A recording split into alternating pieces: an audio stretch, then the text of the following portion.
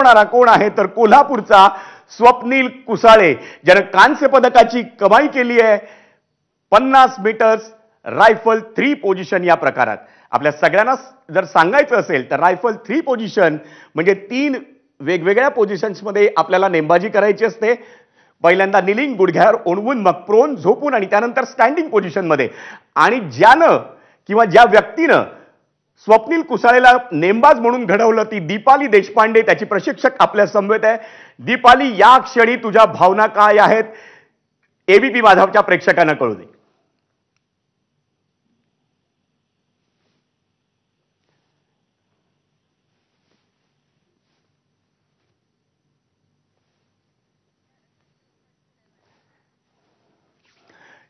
दीपाली देशपांडेचा संपर्क तुटलाय. आपण थोड्याच वेळात प्रयत्न करू की दीपालीशी फोनवर संपर्क साधण्याचा. पण दीपालीनं त्याला घडवलं. 2013 सालापासून दीपाली ही स्वप्नील कुसाळेची प्रशिक्षक म्हणून काम बघते. त्या काळात स्वप्नील कुसाळे हा ज्युनियर स्तरावर नेमबाजी करत होता आणि गेली 11 वर्ष दीपाली देशपांडेच्या तालमीत तो तयार होत होता.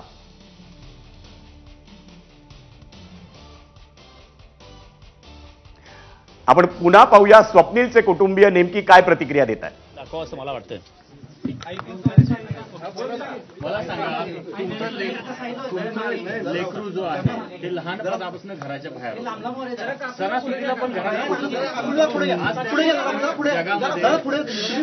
शूटिंग मध्ये आपलं नाव कमवलं, भारतासाठी शूटिंग मध्ये मेडल मिळवून दिले, आई म्हणून काय भावना? आम्ही आता मॅच बघताना आम्ही आता आमची घाणवत झालेली, तर आम्हाला वाटतं काय आता मुलगा एकदम वरती चाललाय म्हटलं. आम्ही विठ्ठलाचा मीनं धावा केला, डोळ्यातनं अश्रू आलं आम्हाला. ते अश्रू आम्हाला आनंदाचं होतं, आमचा विश्वास होता मुलावर म्हणून आम्ही. आपल्यासोबत स्वप्नीलचे वडील आहेत. काय आपण सांगाल की कशा पद्धतीनं स्वप्नील या ठिकाणी लढला गोल या सगळ्या पदकासाठी? स्वप्नीलचं आता जे काम आहे खरोखर तो त्याच्या चेहऱ्यावरती मला कुठं असं टेन्शन वाटलं नव्हतं. आता बघितलं मी तर खरोखर तो अतिशय चांगला खेळला आणि तो कालच्या मॅचमध्ये तो 7व्या स्थानावरती होता, 7व्या स्थानावरती होता, पण 7व्या स्थानावर होता, पण आज तो 3ऱ्या स्थानावर आलेला आहे. त्यानं खरोखर अगदी मन लावून ते आपलं काम केलेलं आहे असं मला वाटतं. काय आशीर्वाद द्याल तुम्ही आता? नक्कीच तो या ठिकाणी अजूनही पुढच्या भविष्यातल्या ऑलिम्पिकमध्ये तो नक्कीच यापेक्षा पुढची चांगली कामगिरी करेल आणि तो सुवर्णपदक जिंकेल असं मला वाटतं. काय सांगाल तुम्ही? तुमचा आशीर्वाद आशीर्वाद आमचा मॅच बघताना आमच्या मुलाचा धावा करीतो मी विठ्ठलाचा, डोळ्यातनं अश्रू येतं. असं वाटलं की आम्हाला जो फर्स्ट येईल. खरं पांडुरंगानं आम्हाला गोल्ड 3रं दिलं.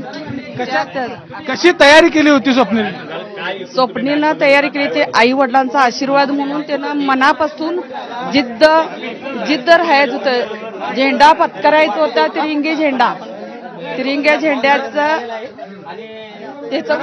घरातलं सुख कधी स्वप्नीलला पाहायला मिळालं नाही, सणवाराला येता आलं नाही. एक तर कसं झालं की प्रत्येक वेळी स्वप्नील सणाच्या वेळी हा इथे नसायचाच.